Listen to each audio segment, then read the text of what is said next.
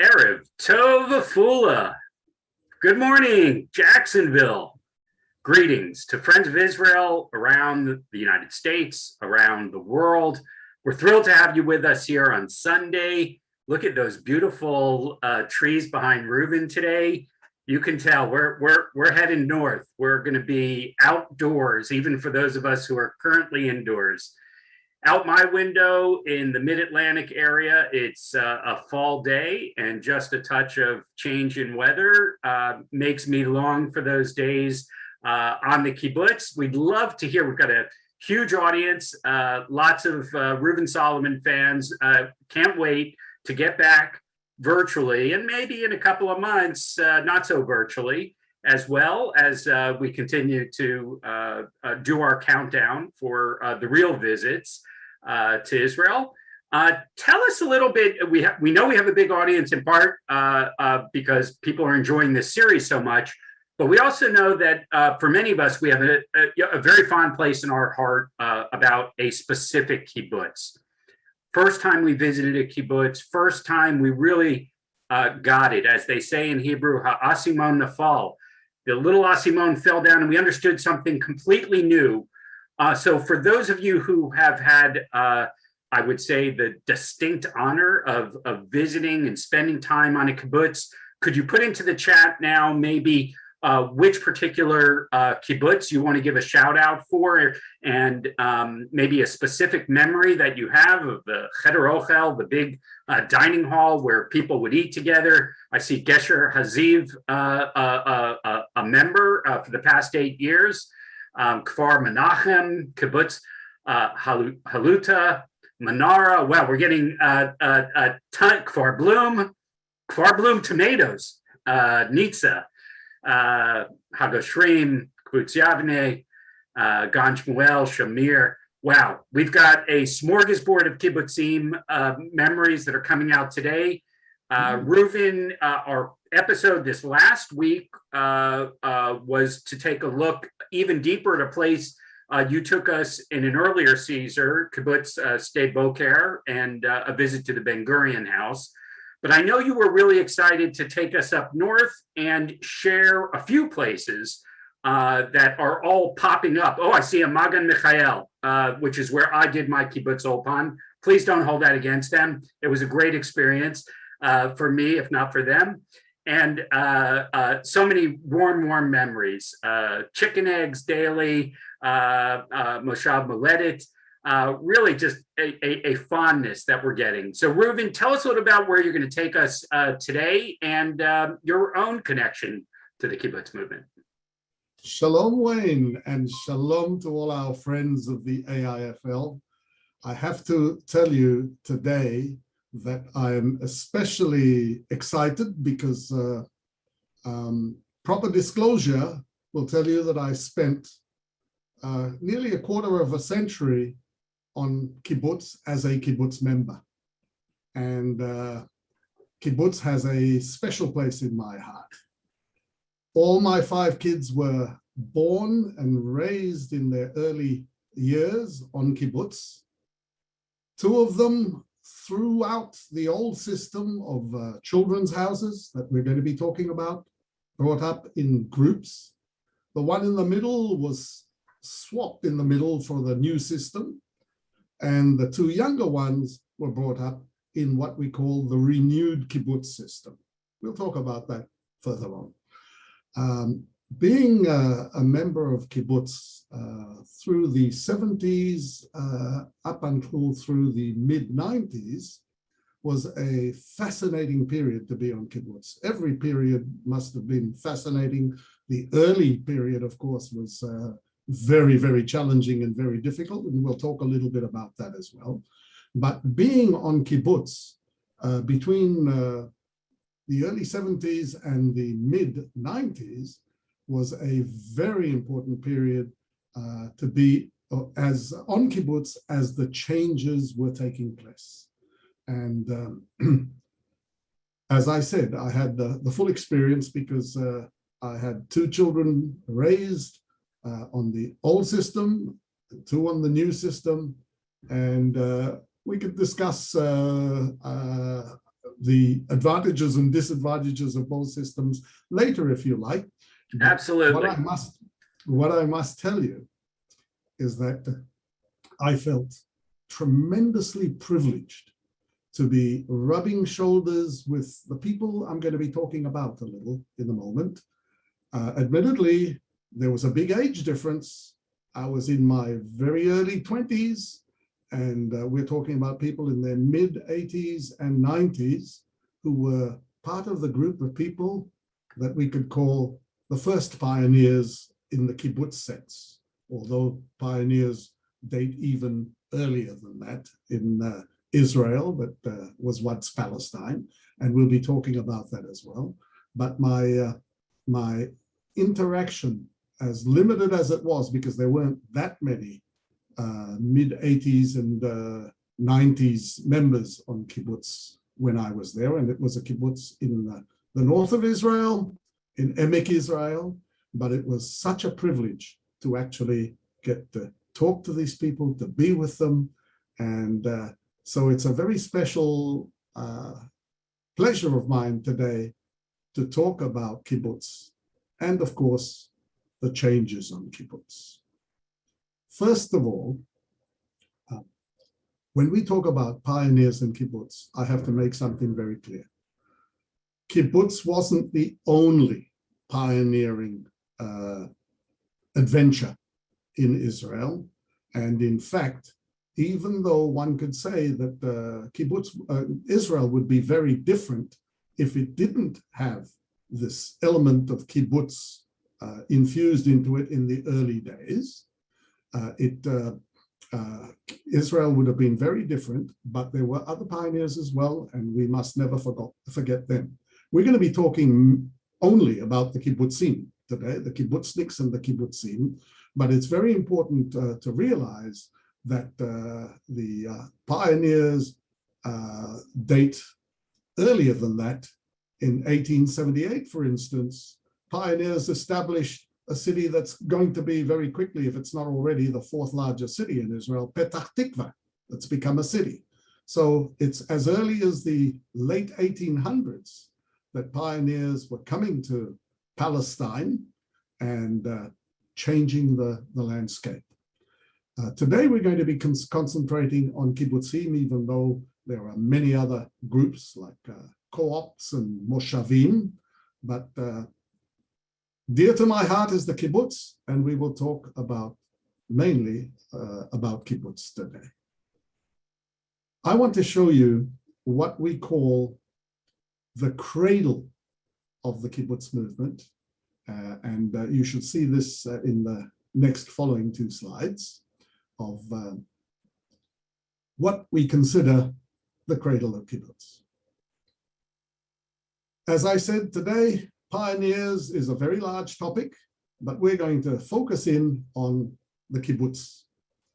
The cradle of kibbutz, as we name it, is a courtyard in the southern tip of the Sea of Galilee, towards the southern tip of the Sea of Galilee, called Kineric Courtyard, from, of course, Kinneret, from the Sea of Galilee, Kinneret.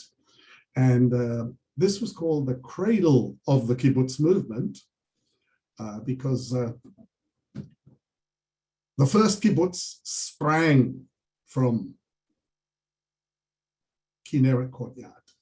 But I want to put you into a little bit of the frame of mind of the situation at this time when the first pioneers who were coming from mainly the second Aliyah, and even later a little, were coming with ideas, great ideas of changing the landscape. But they had no idea of the realities. They had no idea of what they were really, what the challenge really was. But they had burnt their bridges. You know, consider where they came from. They came from Eastern Europe, Orthodox families who were astounded that their 17-year-old, 16-year-old, 18-year-old wants to go to Palestine, Palestina, as it was called, a backwater run by the Turks, the Ottoman Empire, and in many, many cases, too many cases, it was a breakaway that was never rebridged, where some families I know of sat Shiva when their children, those of you who don't understand, don't know the term Shiva, that's when a Jewish family sits in mourning over the death of a family member. And for many families, their 16 or 17 or 18-year-old or 19-year-old leaving home for Palestine burnt all bridges. They arrive in this place in Palestine. There's malaria, there's hardships, and they want to farm. They want to be farmers. And, you know, when you read their diaries, it's absolutely amazing to read a recurring theme amongst so many of them that says, and I, of course, generalize here, that says, we came, or I came, to transform the land, and in so doing, transformed my soul. These were the people who came and started from zero. Many of them, it was too hard. And very close to Kibbutz Kineret, the courtyard of Chatzer Kineret, the Kineric Courtyard, is a cemetery by the Sea of Galilee, where there are many unknown burials. And it says, Ibedet Dato, which means walked into the sea and drowned, because it was just too hard for some. And in the next slide, you're going to see how one group handled this difficulty. You're having a view here of the Kinneric Courtyard. The structure that is in the middle is, of course, a replacement. You'll see the older one. And in fact, at first, there was no structure at all, but a stone in the middle of the courtyard.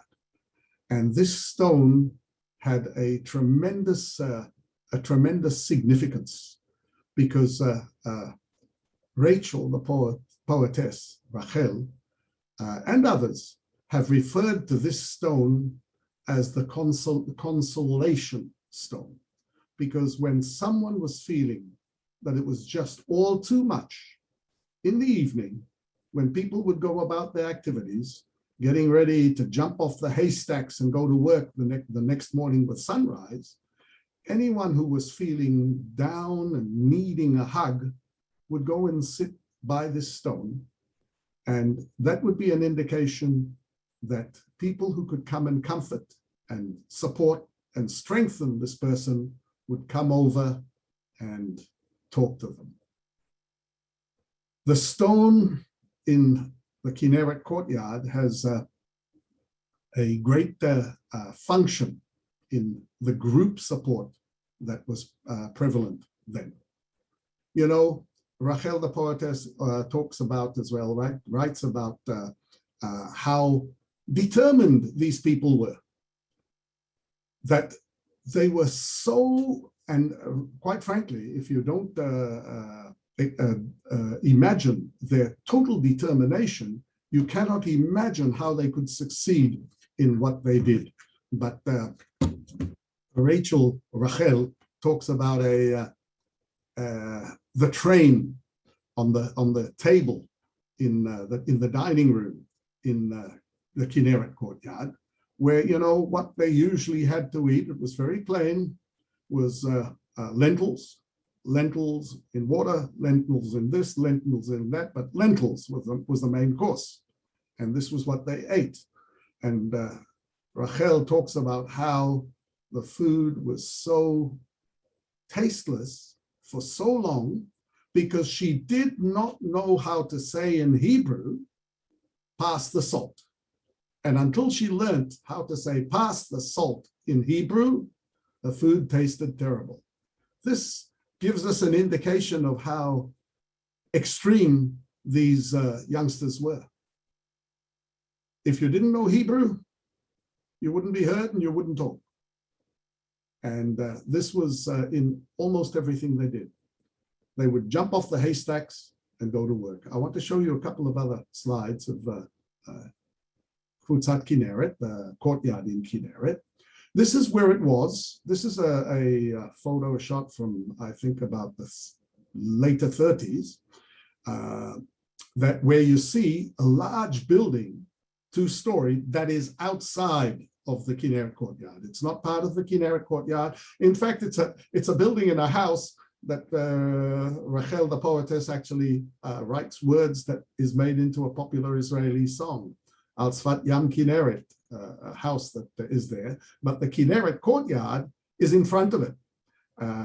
That's where it was situated. Next slide, you will see once again the Kineric Courtyard and the way it was. This is the way it is today when you come to visit, but have a look at the way it was. The workers coming in or going out, I'm not sure.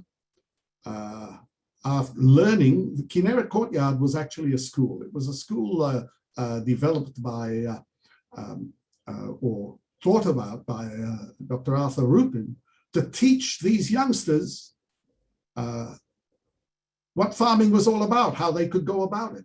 And as I said, it produced the very first kibbutz, Kibbutz Degania Aleph as it's called today, that we will talk about a little later. But before we talk about Kibbutz Degania, I want to give you an indication of another group of pioneers that come as late as 1936 to 1939 during the British Mandate period, where more than 50 kibbutz rise in critical spots around Israel.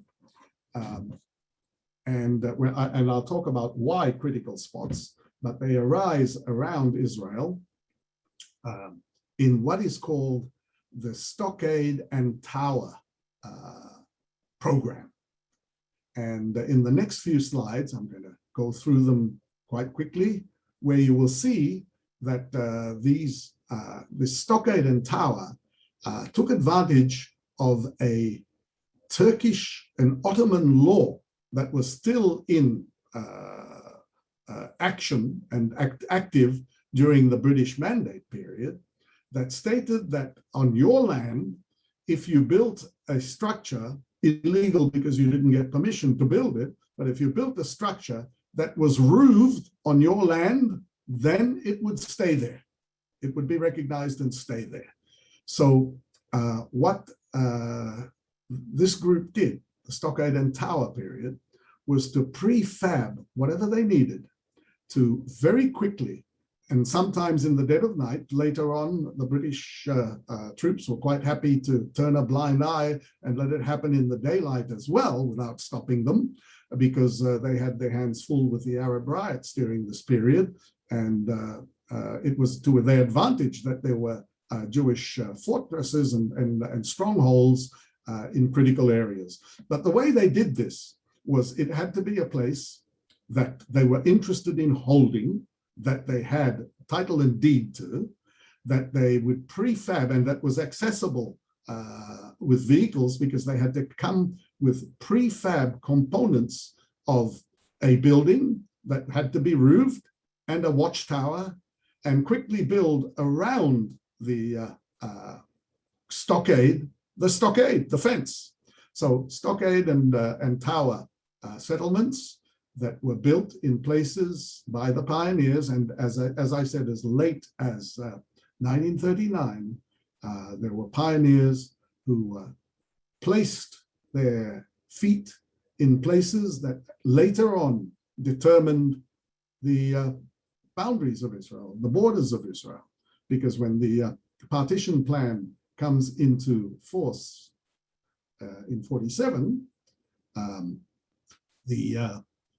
these settlements, these stockade and tower settlements, are on the borders, and they have, of course, a very, very important function in the defense of Israel during the War of Independence. So there were many, many different groups of pioneers and many different types of kibbutzim that were raised.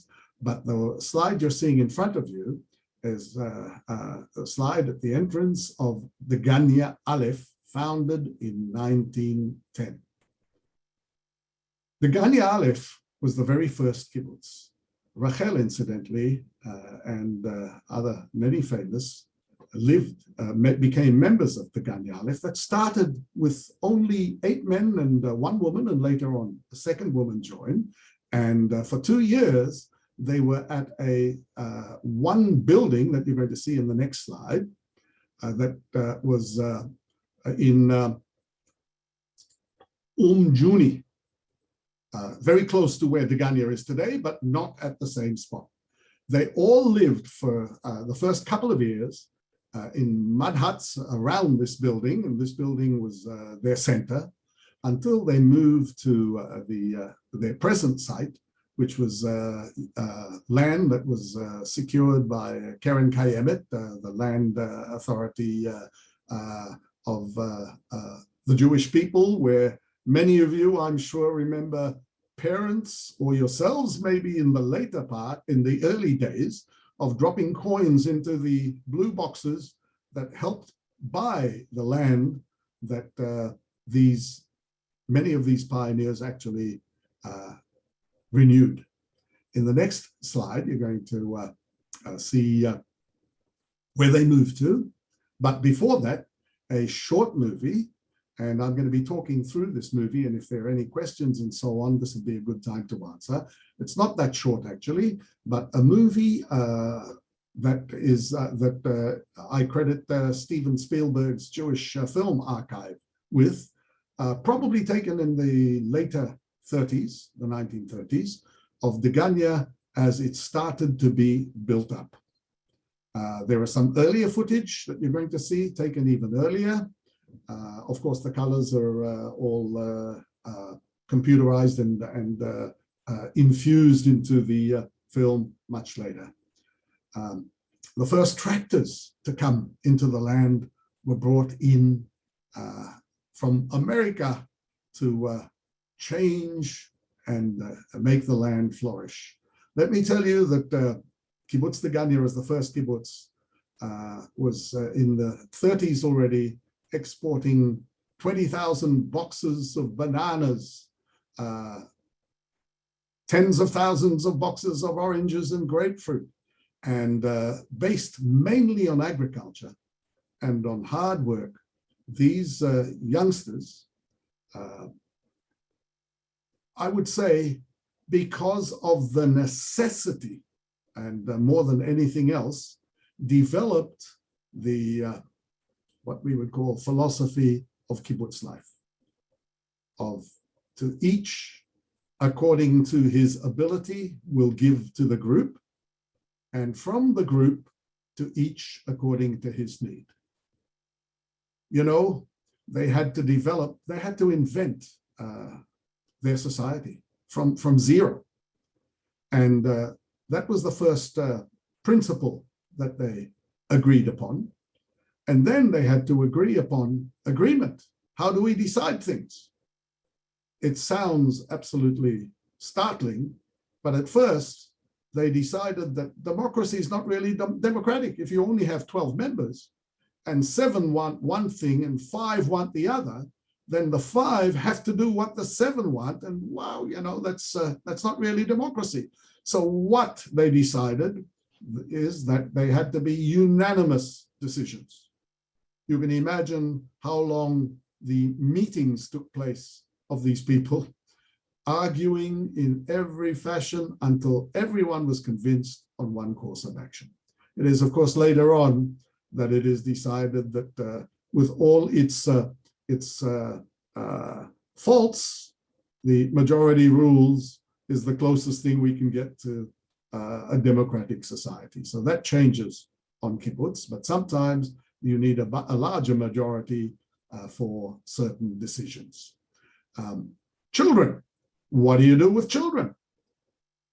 You know, once you have children and families, half the family can't work. the mothers have to stay and look after the kids. And you would cut your workforce into half. So they very quickly decide that the children are the children of the kibbutz. They belong genetically to the father and mother, but as far as the responsibility and the care and the bringing up of these children, it's the kibbutz who is the group who is in charge. And thus the education, the sleeping facilities, the care and the sustenance of these children are taken on by the group. Whether you have children or not children, you're a participant in the children of the kibbutz and in their upkeep. They were educated together, they were living together, and this is one of the very major changes that I'm going to be talking about when we talk about what happened in the 80s and what later happens with kibbutzim.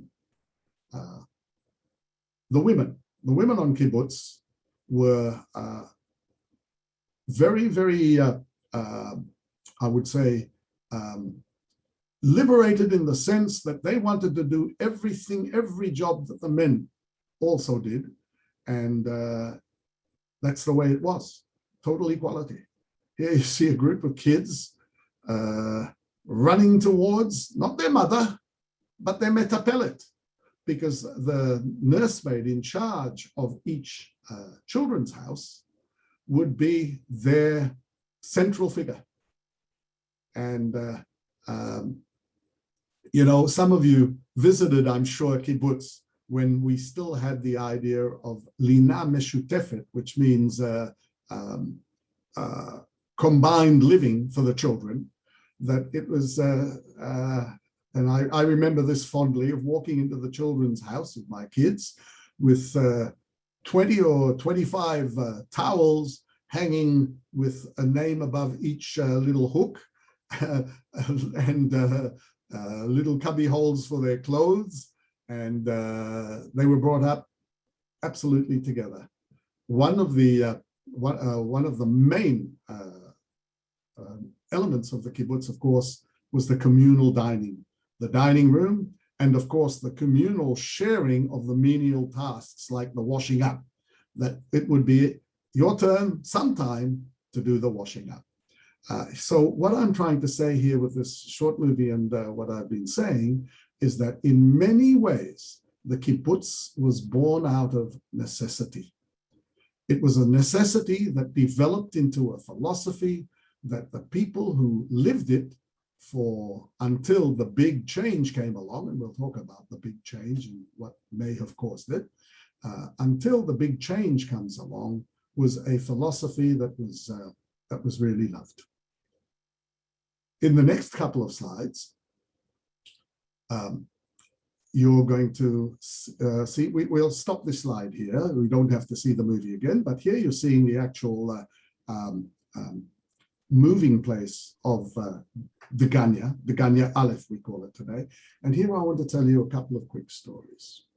You know, this story I will never forget because it was told by a historian, Muki Tzul, who is a kibbutz member of Engev, who was born in Jerusalem in the later 30s, and becomes a kibbutznik and is on Engev by the Sea of Galilee, not far from Degania, and tells the story, tells lots of stories of the early kibbutz, because he got to witness the very people that he was talking about, and at least some of them. And Muki tells the story of how on Kibbutz Degania in 1913, the first birth takes place of Gideon, you would call him, Baretz, born in 1913 on the kibbutz, in November of 1913, when the family is gathered in one of the earlier huts, not this one, but the earlier huts in the same courtyard. waiting for news, the group of members outside waiting to hear of their youngest, newest addition to the kibbutz, when word comes of a member who was shot in the fields. Moshe Barsky was his name, a friend of Shmuel Dayan, the father of Moshe Dayan, who named his son Moshe Dayan, the second child to be born on Degania, on the kibbutz, after Moshe Barsky. And Muki Tzur talks about how, when the news arrives to this group standing outside the room where the birth was taking place, and a cry is heard, it was wondered, is this the cry of an ending or a new beginning? And of course, today it's proven that this was a new beginning, the cry of a baby, the firstborn on kibbutz, despite the hardships. In the next couple of slides, in the next slide, you're going to see a short movie of Degania as it is today. And I want to point out it's beautifully in the same place, but of course it has grown. And at the very entrance of the kibbutz is a tank. It stands where it was stopped by members of Degania in the Syrian advance in 1948 maybe, but after the hostilities were started. And this is a two-man French Renault tank that was stopped in its tracks by Molotov cocktails by kibbutz members. It is where it was stopped today. And when one enters the kibbutz, one first of all sees the tank. And then we come into the old part of the kibbutz first, through the gates to a courtyard.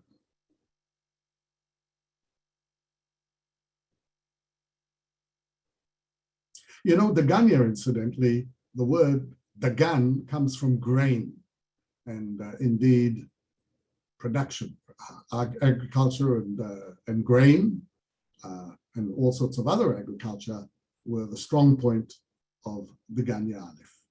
So why Degania Aleph? Because another group broke away very close to, and they also wanted to take the name Degania, so they became Degania Bet.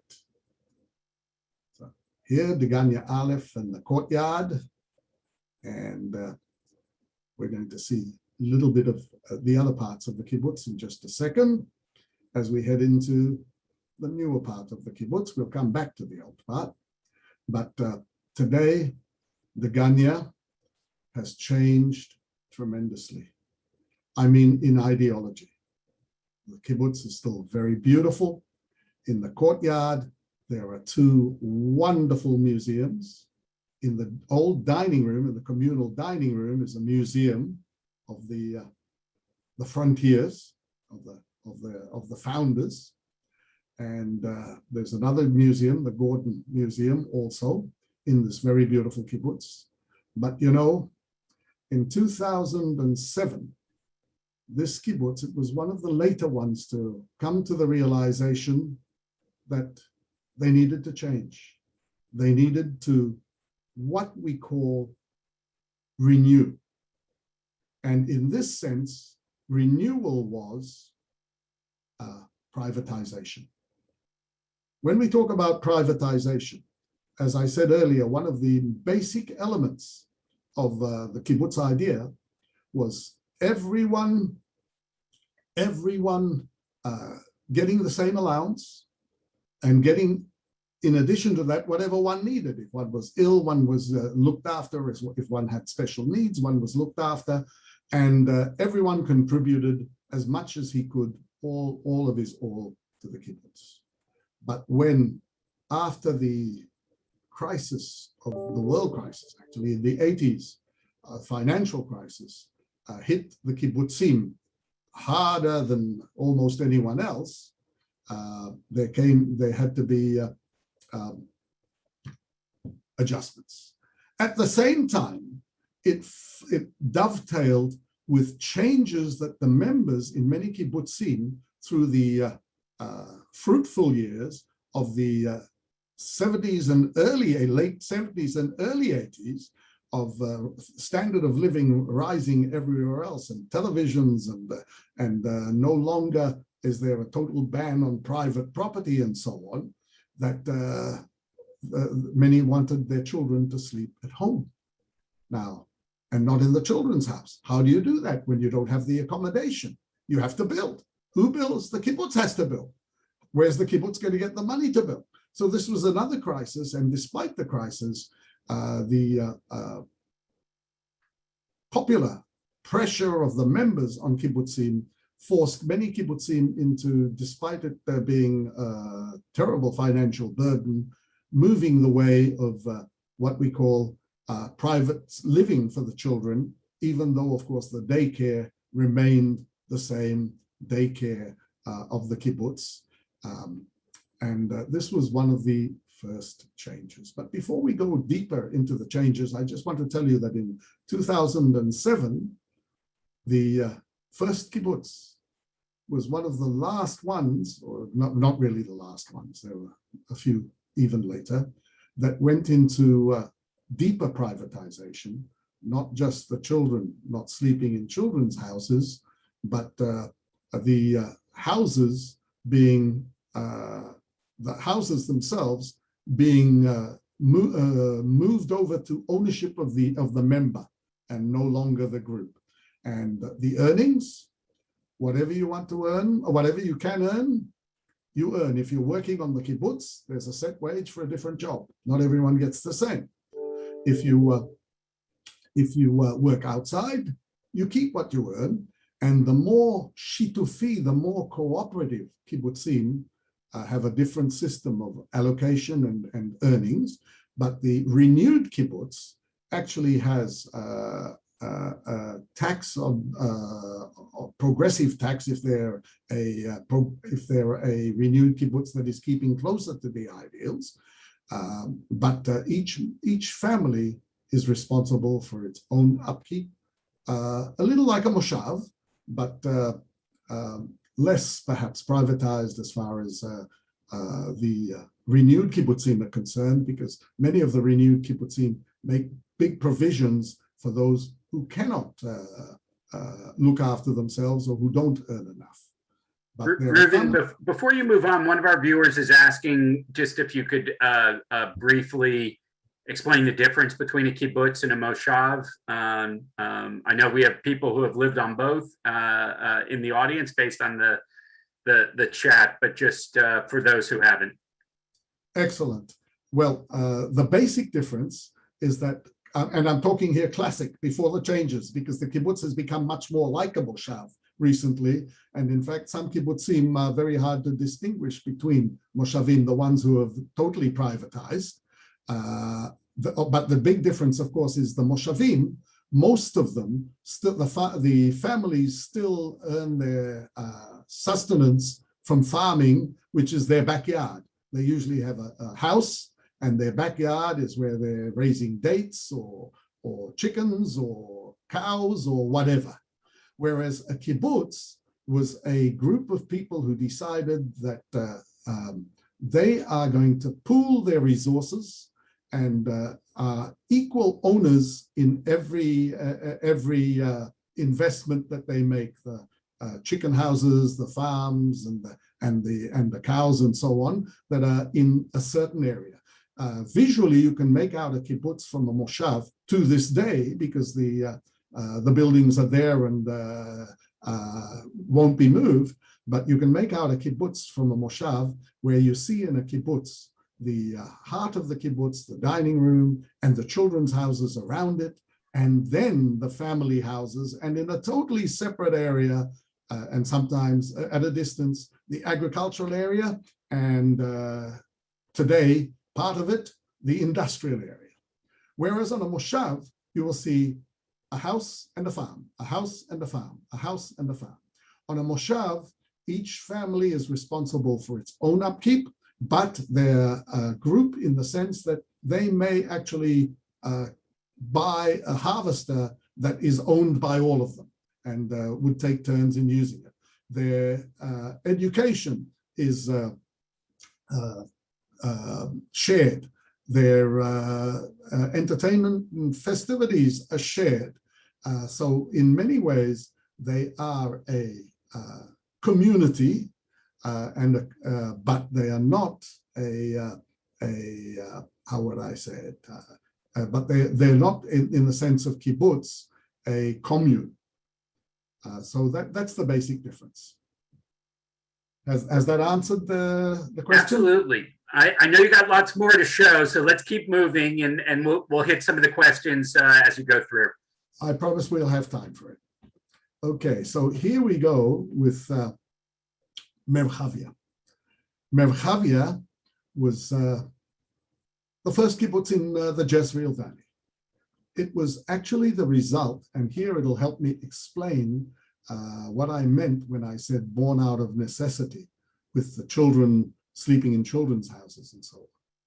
Merhavia was first established even before Degania, not as a kibbutz, but as a co-op, where families came together, not quite in Moshav style, but because they didn't each have a home and a farm like in Moshav, but as a co-op, they threw in their lot, worked in the whatever industry they had, but in a big difference, a big change from kibbutz, they got their return from what they worked at, how much it was worth, and they were responsible for their own upkeep. When the co-op started, they started without families. But when children were born, guess what? Half the family couldn't work, and the earnings are cut in half. And what happens when that happens? People leave, and they can't take it any longer, and they leave, and the co-op collapses. When the co-op collapses, maybe a couple of members of the co-op stay on and form what is then called Merhavia Kfutza, a group that becomes Merhavia Kibbutz. And already Merhavia in the 1990s is already a kibbutz. I want to tell you about, here's a group picture of the kibbutzniks after the co-op. And I want to tell you about a certain couple who come from Milwaukee in 1921 and want to be members of Kibbutz Merhavia.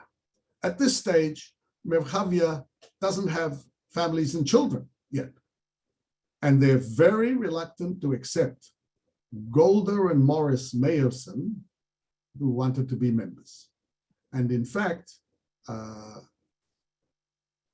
wanted to decide against the idea of accepting them, also because not just because of the family element, now we're going to have to start accommodating families, and we don't have to do this yet, but because these are maybe spoiled Americans, and how are they going to handle the hard work?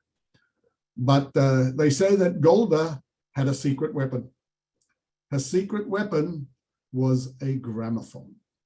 I'm not talking about one with a wire cord that you can plug into electricity, but one with a handle that you would have to turn around and put on your CD, which was rather a large, very heavy record. And she had a gramophone, hand-operated gramophone, and a collection of classical music. And of course, the kfutza, the kibbutz, could not pass up on an opportunity to include something like that in their communal property, so that everyone could listen and enjoy the culture that would come out of this gramophone. And so they were accepted.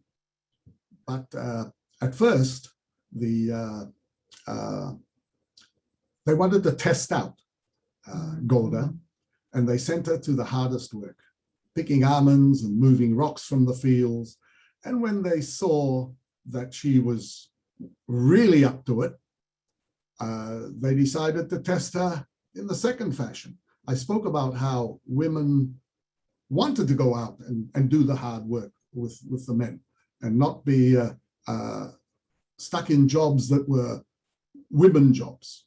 So they sent her to perhaps at that time one of the more humiliating places to work on a kibbutz, the kitchen. Well, Golda worked in the kitchen and improved the menu so much for the members that she was a big success at that as well. And in typical Golda fashion, what she had to say about it all was, I don't know why it is a great honor to feed the cows, but such a disgrace to feed the members. In typical Golda fashion, she was loved, and of course she became the first woman prime minister of Israel, and she is commemorated in Merhavia. Unfortunately, Morris could not handle the life on the kibbutz, and they had to leave after a couple of years. But Golda came back and stayed on the kibbutz with her children for a while after that. But of course, she goes on to be a mover and shaker in the establishment of Israel, and Golda Meir remembered well in her room here in Merhavia. This is the block of houses with rooms in it, and her particular room we're going to have a quick look at when we go inside.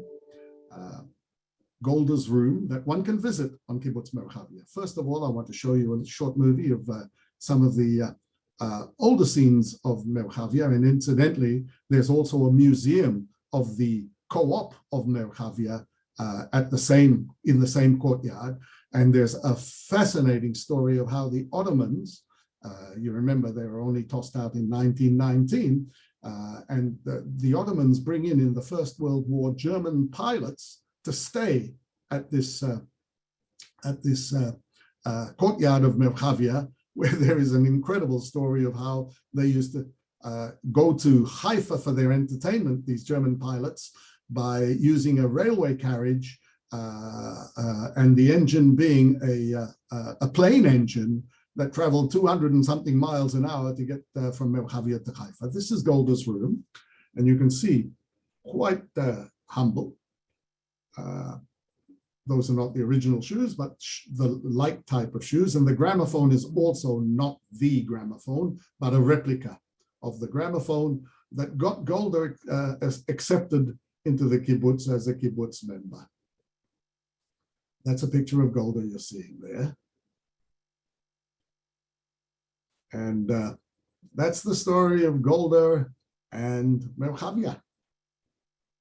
That's some great photo of Golda there in the fields. We're not used to seeing her in those early years. Thanks for that, Reuven. Absolutely.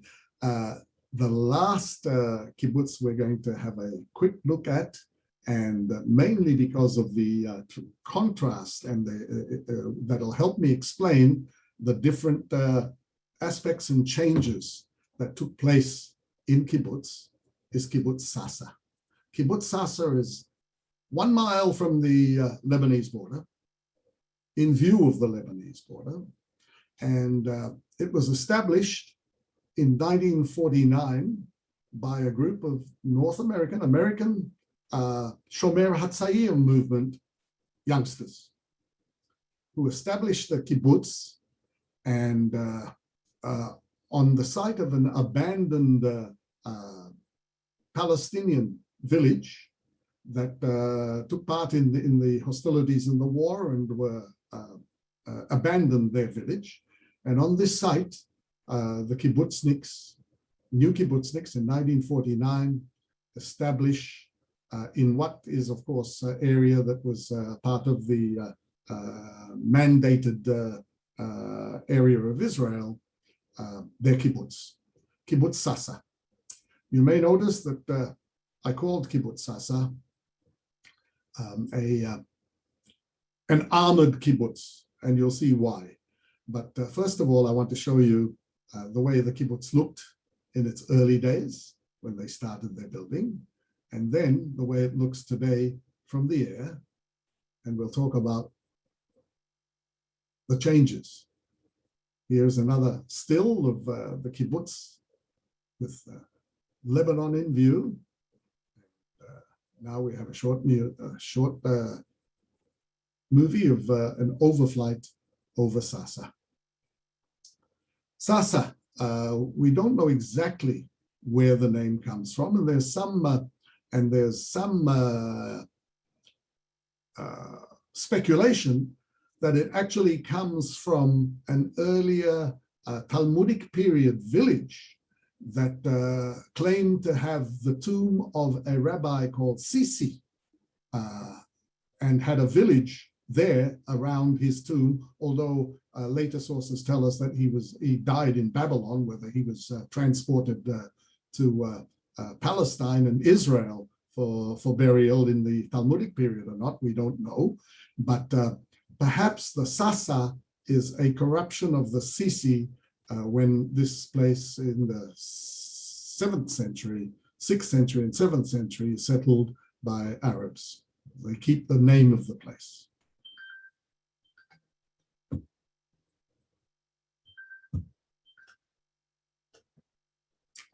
Here we see some of the how the kibbutz has expanded with a swimming pool, and it is considered one of the wealthiest, along with Magan Michael, one of the wealthiest kibbutzim, and not surprising, it is one of the most shitufi kibbutzim. When I say shitufi, I mean cooperative kibbutzim that exist closest to the original kibbutz ideals from their beginnings. And Reuven, we have a question about what kind of industry they have on Sasa now. Oh, you're going to see in a moment. But let me tell you that in addition to the industry that is and I don't exaggerate, $1 billion industry, they have an individual member who decided that he wanted to produce the best ice cream in Israel. He studied in Italy, came back, and as a kibbutz member, and established the buja, which is Arabic for ice cream. This is modern day Sasa on the ground, which is Arabic for ice cream, and it's very popular in Israel. There are 4 or 5 buja restaurant shops for ice cream around Israel, and of course a workshop and a factory on Kibbutz Sasa that everyone owns. There are around 100 families on the kibbutz. They all equally share in the kibbutz property and the kibbutz profits. They still have the dining room operating. Yes, Tel Aviv as well. There's a buja. And you were asking about where the big money comes from. You're looking at it. Armored plastic armor or plastic-like armor that is a $1 billion industry for riot control, for military use, and so on. And in fact, I know that a contract was not long ago signed with the US military for literally billions of dollars. So the kibbutz is one that can afford, and I say this sort of tongue-in-cheek, that can afford to stay with the principles of the old kibbutz. Because, you know, when we think about what caused, here are some other examples of the armor that is produced by Kibbutz Sasa, and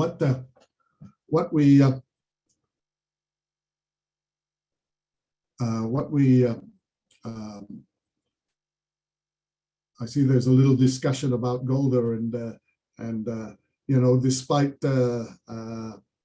it all, we remember her fondly as the first woman prime minister of Israel, And mistakes are not mistakes. There were mistakes made by others as well. So we still remember her fondly in Israel.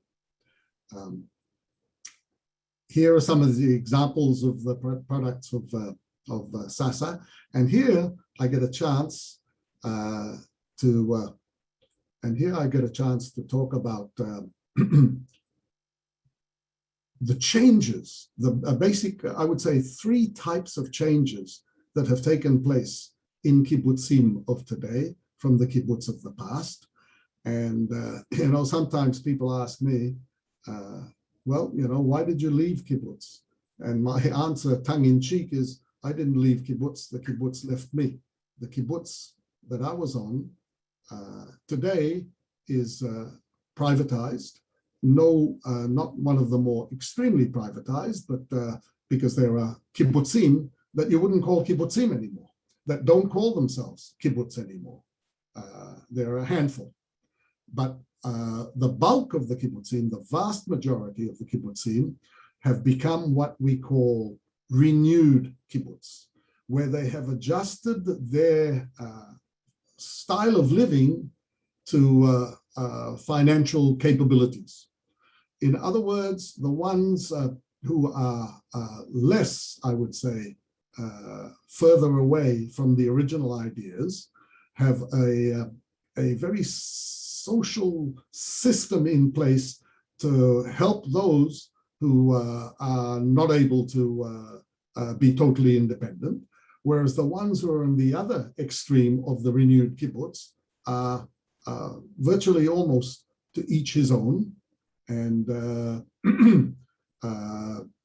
privatization means that you pay for all the services you get from the kibbutz. The more privatized ones have taken the step to, which is quite extreme, to education and health as well being privatized. But most of them are still, in many ways, still living a communal lifestyle apart from the point of earnings. When one works on the kibbutz and one has to go get the job, like any other applicant, if one is suitable for it, there is a pay scale, a wage scale for the different jobs.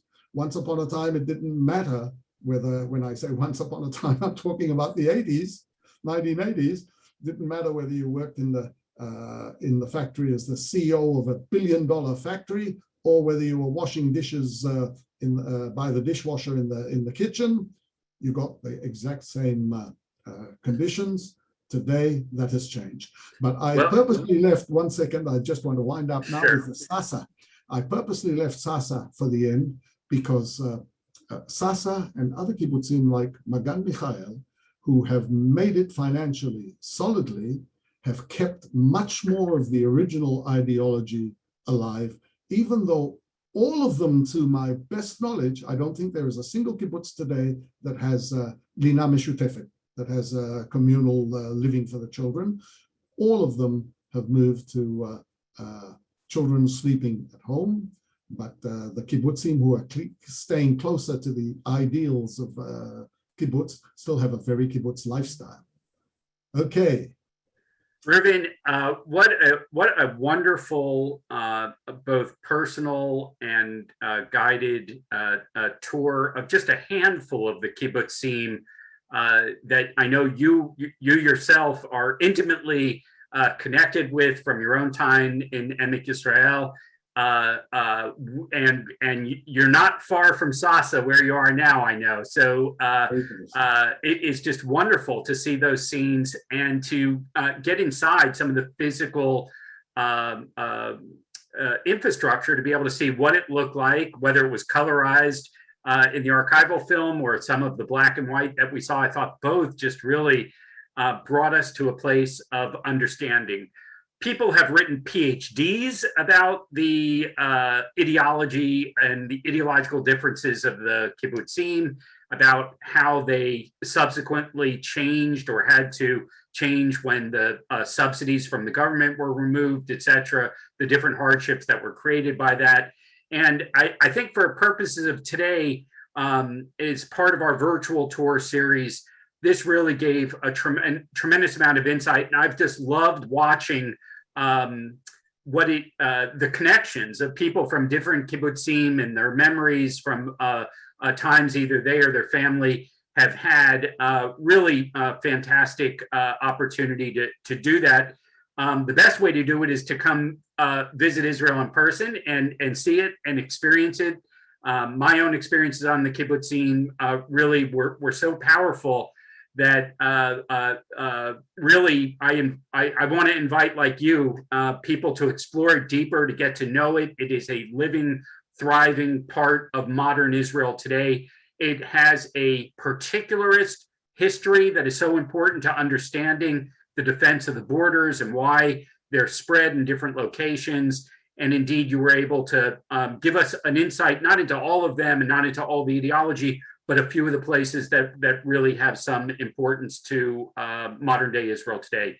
So thank you for that. We're grateful for gathering this huge audience today. If this was an AIFL, we might not be able to reach 100% consensus on all issues, but we would reach consensus that we were guided by a wise and knowledgeable tour guide who each month brings us to a different location in Israel, brings us insights, and we're so grateful for that. So thanks for your guiding today, Reuven, and we're looking forward to our next coming virtual tours with you into November and December. We look forward to seeing you again.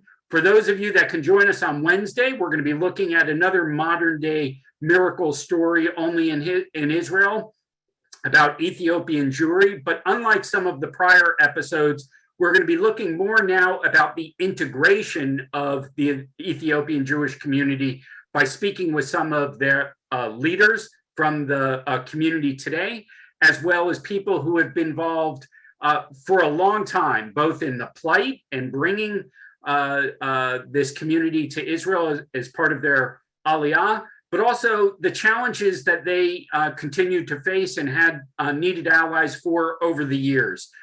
We have an incredible story of love from a group of people of Minnesota who didn't see this just as an aliyah story, but also saw it as an opportunity to be a part of modern day Israel and helping this community integrate, educate, and thrive.